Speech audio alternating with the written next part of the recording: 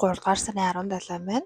Солонгост байгаа гэр бүлийн маань нэг хэсэг гэж болох хүнтэйгээ уулзаад ийм газар ирсэн байна.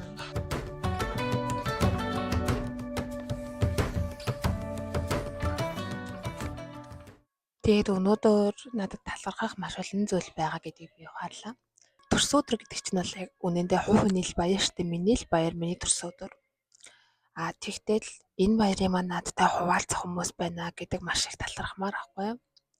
Тэгвэл намайг төрсөнд хамт баярлж ийн гэж бодтоо. Дэндүү баярлмаар байгаа. Тийм болохоор та нар бас төсөө өдөр дээрээ ирж байгаа те төсөө өдрийг чинь авч үзэлцэж хамт байж өгч байгаа найзуудаа баярлаа гэд хэлээрээ. School bag in hand, she leaves home in the early morning, waving goodbye with an absent-minded smile. Таар энэ ресторан руу орсон. ON гэдэг шүү дээ. Яг хам мөрний вивд хоол идэж, вайн ууж, кофе асууж болохоор газар байна. Энэ кафе нэвшлээ гэдэг. With a surge of that well-known sadness, and I have to sit down for a while. The feeling that I'm losing her forever. Тэр явсаар агаад Микарчийн гэрт нь ирсэн байна. Тэгээд та нарыг Бэмитэй уулзуулж байна. Бэми сайн уу гэрээ? Тарэлэг яг утас руу хараад байдаг гинэ. Уруулаа өмчтүүд байж байгаа юм.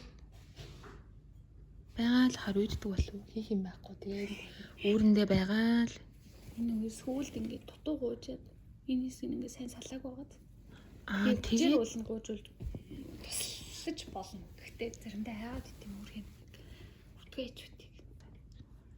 Тэг гуйчхаас өмнө одоо ингэж ах юм сонинготой идэх байхгүй юу? Нэг юм бүрсгэрч юм шиг. Тэг гуйцныхаа дараа амар ингээд өнгөн гоё сэргээд гойлчдаг. Тэгмүүд хамгийн сонин заяа. Одоо ингээд гуйч төхөд ирэнгүүт нүднийх нь өнгөн өөрчлөгдөд юм сааралт болчдөг байхгүй юу? Тийм. Тэгээд яг гууж төхүүд ирэнгүүтээ хоол өрс идэхгүй нэг юм хитэн хүн шиг. Биний юм төхүүд ирэхэд амар энзүү болчтой шүү дээ. Тэрнтэй ижлэгээ хоол идэхгүй. Тэгээд ер нь ингээ хүрхэх бас айгуу дургу болчихно. Байнга ирж тийш холбороод ингээ аашлаад ингээ. Тэгэл яванда гуйцсныхаа дараа бол бүр өмнөн өлөө авдаг болчих юм шиг. Юу л энэ итгэл дайрн заяа баг. Хуран мурууга зүгээр ингээ ганц хоёр ингээ хөдлөх юм бол хуруу руу дайрна. 5 хоногт нэг удаа хоол өгөөд тэгээ аваагаагүй тамарсан сар юм гэдэг шүү дээ. 2 сар баг юм гэдэг шүү дээ. Өгвөл тэр үед ерөөсөө бүр ингээд цутаад ингээд тэггүй байгаадсэн. Сүүл тарин идээд тэгээд ингээд хүрхэн тамарсан. Түүнээс бүр амар тураад жижиг юм болсон. While never really entering the woods, I'm glad whenever I can share her laughter, that funny little girl slipping through my fingers all the time. I try өнөөдөр to миний төрсөн өдөр лого every гэдэг minute кофе унгаа дуртай киногоо үзэнгээ эхлүүлж байна. slipping through my Би бас яг жоон ганцаараа байх дуртай төрлийн юм баггүй юу? Яг байнга биш. Хаяада яг юм өөрийнхөө энергийг нөхөх хугацаа надад хэрэг болдог. Тэгээд өнөөдөр яг бүтэн хин нэгэнтэй хамт байхгүй. Өдрийн дуртай цагаараа ганцаараа өөрийнхөө энергийг нөхөд байж байгаа маань бас сайхан байна. Хэдүүлээ энэ цэцгийг усан дэмий ярилцъя. Сая 2-7 хоног, 3-7 хоног өмнөөс шинэ ажилд орсон. Тэгээ ажил дээр ирнэл заах стресс авч байгаа. Яагаад гэхэд би анхудаа ажил хийж байгаа Солонгост юм. Нийгмийн амьдралд нь яг бүрэн оролцож үзэж байгаа маань одоо л яг анхудаа байхгүй. Тэгээд инээд тэрэ нэлээд санаа зовох асуудлууд зөндөл байдаг юм байна. Тэгээд дээрэс нь гадаад хүн болохоор ганц ажилдаа санаа зовхоос гадна өөр зах зохын санаа зовох асуудлууд бас байгаа. Намайг хэлээгүй ч гэсэн та нар ер нь мэдчихэж байгаа хэл та. Тэгээд шүдний аппарат маань бас сүүлийн хэдэн өдрүүдэд намайг жаахан зовоогоод тэгээд эмнэлэг явъя гэхээр эмнэлэг явах яг цаг өдөр олдохгүй. Миний амарч байгаа өдөр болохоор эмнэлэг хаачих нь бусад өдрүүд нь болохоор би бол ажлаас чөлөө аваад явах боломжгүй. Дөнгөж ажилд орсон болохоор зүрхлэхгүй байгаа байхгүй юу? Солонгост яг нэг тийм юм байдаг. Одоо шинээр ажилд орж байгаа хүмүүсийг шинэпсэн гэж дууддаг байхгүй юу? Шинэпсэнүүд нэг юм анх орчоод жаахан нүнчи паадах хэрэгтэй. Нүнчи паадах гэдэг нь юу гэсэн үг вэ гэхээр одоо дээр хүмүүсээ одоо надаас өмнө ажилд орсон самбай нартайгаа илүү ингээд сайн харьцаж урд нь илүү хичээж тэр хүмүүсээс илүү их ажил хийж байгаа юм шиг харагдаж ер нь хийх хэрэгтэй. Тэгээд тэрээд их өвийг сайн сонсох хэрэгтэй. Ер нь бол цаашдаа би хамт ажиллахад дажгүй хүн шүү. Та дэд ингээд ажил чинь нэмэр тус болмоор байна гэдгээ мэдүүлэх хэрэгтэй байхгүй юу? Тийм байхад ажлаасаа чөлөө авч нөгөө хүмүүсийн ч гэсэн скежюлийг өөрчлөн гэдэг бол айгу соёлгүй бүдүүлэг асуудал. Бүр үнэхээр амьд тулсан асуудал биш л бол. Тэгээд бас аппаратаас олж ингэж жаахан стресс аваад байгаа. Би өмнөх төрсөн өдрөө болохоор нэлээд ийм цаг хүрээ ихтэй тэмдэглэжсэн. Нэг газар нэг парти рум аваад тэгээд цаг тохироод дотны хүмүүсээ бүгднгийн дуудаад тэмдэглэсэн байхгүй юу? Бүр яг нэг юм 3 ширээ нийлүүлж хахад ингээд тойроод хүмүүс ингээд дүүрчихсэн суучихсан. Тэгээд гоё ясан. Надад бол мэдээж гоё ясан. Би бүх хүмүүстэй нэг доор ингээд хайраа дотны ингээд дандаа тустай болдог хүмүүстэйгээ нэг доор болцох үнэхээр ингээд үгээр хэлшгүй тийм сайхан мэдрэмж байсан. Гэтэ тэр хүмүүсийн хувьд бол нэглэн тухгүй байсан байхгүй яагаад гэвэл тэр хүмүүс ч анх удаа нэг харж байгаа нэгээ сайн танихгүй хүмүүс шүү дээ. Тэгээд тэр тал дээр бол би жахаа алдсан гэсэн юм гэж тэр яачаа тий. Би ер нь багасаа Чернелийн өнгөнд бүр үнэхээр дуртай хайртай байсан заяа. Тэгээд мэдэх хүмүүс нь мэддэг.